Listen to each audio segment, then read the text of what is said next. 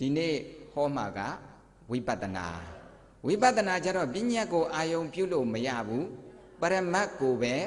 အာယုံပြုရမယ်တဲ့အဲ့ဒီပရမတ်ကိုဇာပေလာတိုင်းပြောရင်အာလုံးဆိုလိုက်စိတ်စေတသိက်ယုံနှိတ်လေးရပရမတ်အမြတ်ဟူ၍ခေါ်စိတ်စေတသိက်ယုံနှိတ်လေးရပရမတ်အမြတ်ဟူ၍ခေါ်ပရမတ်တရားက၄ပါးစိတ်စေတသိက်ယုံနိဗ္ဗာန်၄ပါးရှိတယ်နော်၄ပါးကိုနှစ်စုခွဲစိတ်စေတသိက်ယုံအဲ့ဒီ၃မျိုးသည်သင်္ခတပရမတ်ဘာပရမတ်လဲနိဗ္ဗာန်ကအသင်္ခတပရမတ်ဝိပဿနာရှုတော့အသင်္ခတပရမတ်ခေါ်တဲ့နိဗ္ဗာန်ကိုမရှုအောင်နိဗ္ဗာန်သည်ဝိပဿနာအာယုံမဟုတ်ဘူးနော်ငါတို့နိဗ္ဗာန်အာယုံပြုနေပါတယ်ဆိုရင်ဝိပဿနာရှုတာမဟုတ်ဘူးတဲ့ဒါကြောင့်ဝိပဿနာရှုတဲ့ယောဂီကနိဗ္ဗာန်ကိုမရှုအောင်ဘာကိုရှုရမှာလဲစိတ်စေတသိက်ယုတ်ကဲအဲ့ဒီစိတ်စေတသိက်ယုတ်ကိုပရမတ်လို့ခေါ်တယ်ဒီပရမတ်ကိုလည်းသဘောတူရပေါင်းကြည့်ရင်စိတ်နဲ့စေတသိက်သည်နံတရားစိတ်နဲ့စေတသိက်သည်ကျန်တာကယုတ်တရားစိတ်နဲ့စေတသိက်က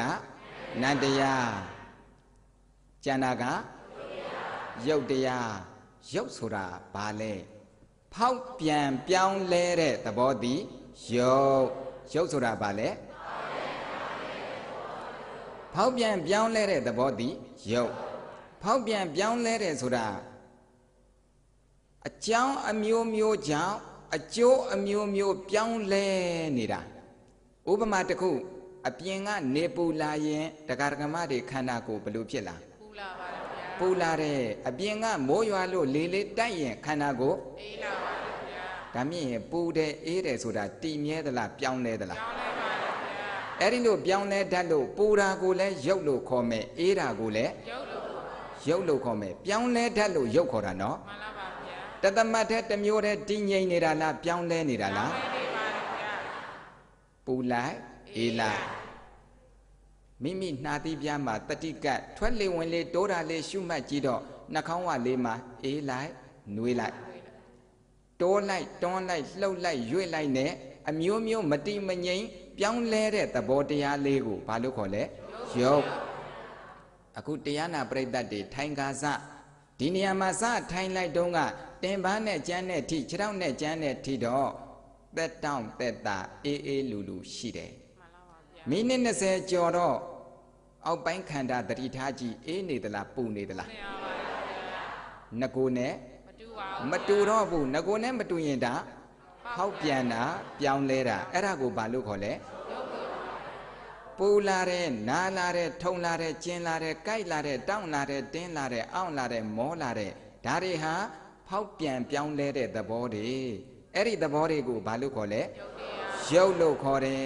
တခုမှတ်ထားနော်မှန်ပါပါဗျာကဲနောက်နံကစိတ်နဲ့စေတသိက်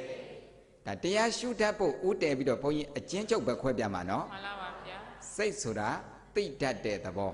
စိတ်ကဘာလဲလောဘစိတ်လို့လူတွေသုံးတယ်နော်လောဘစိတ်ဆိုတာဘာလဲလိုချင်တာကိုလောဘစိတ်လို့သုံးတယ်တကယ်တမ်းကျတော့စိတ်ကသိတတ်တာလောဘဆိုတာစေတသိက်လောဘကဘာလဲသိလိုက်တဲ့အာယုံလေးကကောင်းရင်ဟဲလှလိုက်တာလိုချင်တဲ့အဲ့ဒါဘာလဲလောဘသိတာကစိတ်လိုချင်တာကစေတသိက်လိုချင်တာကဘာလဲစိတ်နဲ့စေတသိက်မိမိနဲ့မတည့်တဲ့လူကိုမြင်လိုက်တော့မြင်လို့သိလိုက်တာကစိတ်ဒီလူမြင်ပြီးတော့ဒေါသထွက်တယ်မကျေနပ်ဘူးဆိုတာကစေတသိက်ဒါမြင်ရင်စိတ်နဲ့စေတသိက်ကမတွဲဘူးလားတွဲနေလားတွဲနေလို့စိတ်နဲ့စေတသိက်ကိုနံလို့ခေါ်တယ်စိတ်နဲ့စေတသိက်ဘာလို့ခေါ်လဲကဲဒါဆိုရင်မိမိခန္ဓာကိုအကျဉ်းချုပ်ခွဲကြည့်တော့ယုတ်နဲ့နံ ဖောက်ပြန်ပြောင်းလဲတတ်တဲ့သဘောနဲ့သိတတ်တဲ့သဘောဆိုလိုက်ကဘာကုံလုံးကျဉ်ချုံသောခါကဘာကုံလုံးကျဉ်ချုံသောခါယုံနံကိုထားတခြားမပါယုံနံကိုထားတခြားမပါတိဒ္ဓညွတ်တခောမနန္တာတိဒ္ဓညွတ်တခောမနန္တာမတိဒ္ဓယုံမှဖောက်ပြန်တာမတိဒ္ဓယုံမှဖောက်ပြန်တာတကဘာလုံးအချင်းချုပ်ကြည့်ရင်သက်မဲ့သည်ရုပ်တရားသက်မဲ့ကဘာလဲသက်ရှိကလောက်ပြီးသက်ရှိကယုံနဲ့နံသက်မဲ့ကရုပ်တရားဒါမြင်ဒီတရားနာပရိသတ်တွေကသက်မဲ့တွေလားသက်ရှိတွေလားသက်ရှိတွေပါဗျာဘာနဲ့ဘာနဲ့ပေါင်းစပ်ထားတာယုံနဲ့နံနဲ့ပေါင်းစပ်ထားပါဗျာယုံနဲ့နံနဲ့ပေါင်းစပ်ထားတာကိုငါလို့ပြောတယ်သူလို့ပြောတယ်ယောက်ျားလို့ပြောတယ်မိန်းမလို့ပြောတယ်နော်မှန်ပါဗျာယောက်ျားဆိုတာဘာလဲယုံနဲ့နာမိန်းပါဗျာယောက်ျားဆိုတာပညာ